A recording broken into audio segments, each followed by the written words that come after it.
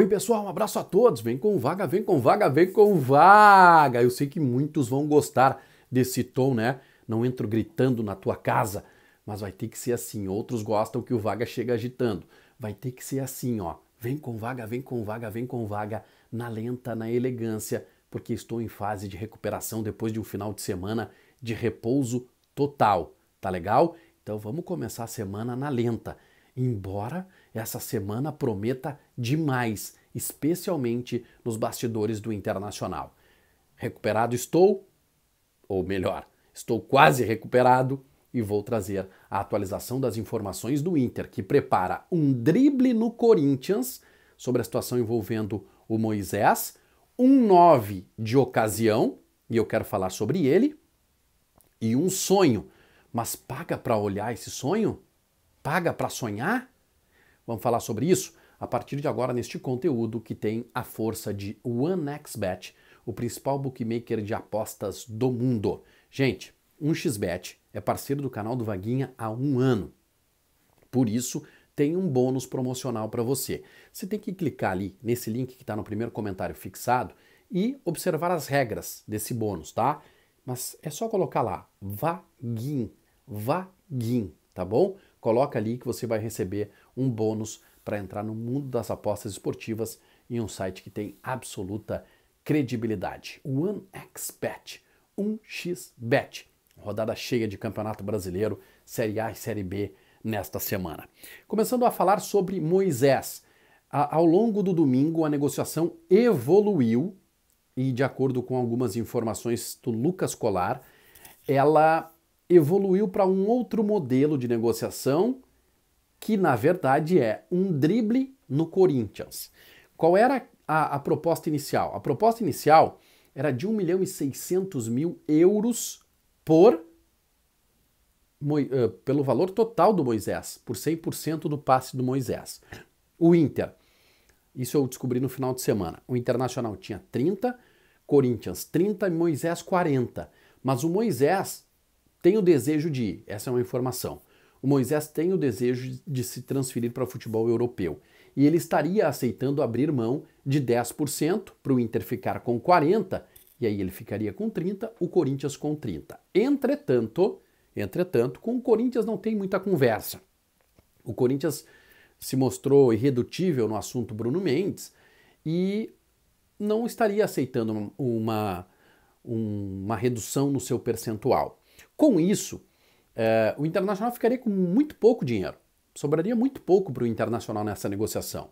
Então o que o Inter fez e o que o Inter sugeriu ao CSKA Moscou da Rússia? O empréstimo. E tá aí o drible. Por quê? Pelo acordo, o Corinthians tem direito a 30% da venda, correto? Mas se o jogador for por empréstimo e o dinheiro que entrar, vem para a comanda toda do Internacional. Então essa é a sugestão de momento.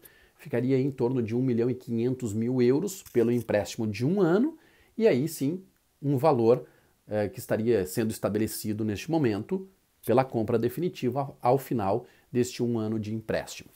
E aí sobraria um pouquinho mais para cada um, o Inter ficaria plenamente satisfeito.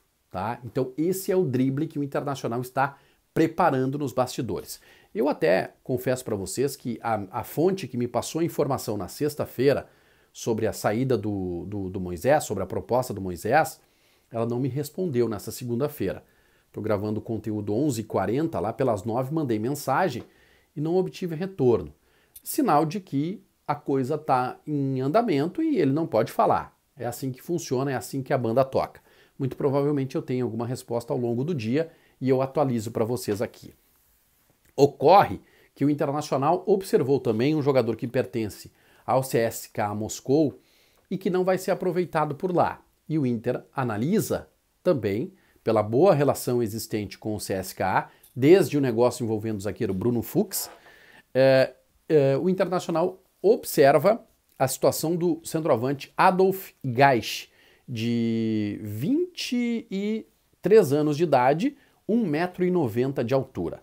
Tá? Eu conheço bem esse jogador porque ele começou no San Lorenzo de Almagro, da Argentina, que é um time que eu admiro muito e estive na Argentina em algumas oportunidades cobrindo Libertadores da América enquanto ele estava por lá. É um jogador de 1,90 m de altura, é um centroavante que tem pouca mobilidade, mas ele é muito bom definidor, tá? Não é exatamente o 9 que Mano Menezes deseja. Mano Menezes deseja um 9 que saiba fazer o que o Gaich faz, que é finalizar bem, proteger bem a bola, mas que tenha mais mobilidade, diferente dos que o Internacional já tem aqui. Wesley Moraes, Alemão e Cadorini. São 3 jogadores muito semelhantes. O Gaich entra nessa linha. É diferente. Embora o Gaich, enquanto esteve no São Lourenço, fez mais gols que todos esses aqui, o que eu citei. O Gaich no São Lourenço foi muito artilheiro. Só que quando ele vai para a Europa, ele não dá resposta no CSKA, ele não dá resposta no Huesca, da Espanha, e tem outro time que ele passa também por lá. Ele não vai bem por lá, não marca gols, e o CSKA está tentando encontrar uma saída. Ele poderia vir por empréstimo para o Internacional sem custo.